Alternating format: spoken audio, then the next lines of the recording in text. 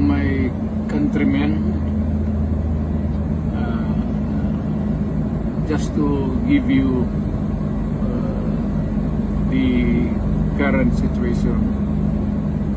I am about to land sa Hague. Galing ako Dubai. Stopover for it's a long haul, it's a long flight. Okay ako.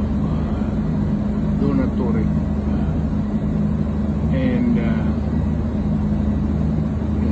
I think this is something to do with the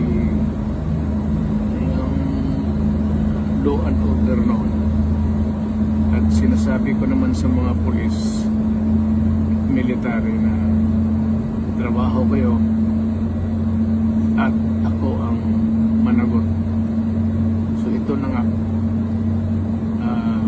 for all of the whatever happened in the past,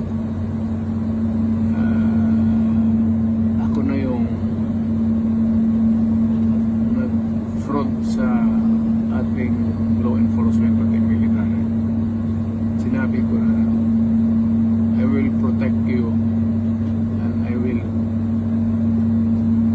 ako ang managot sa lahat.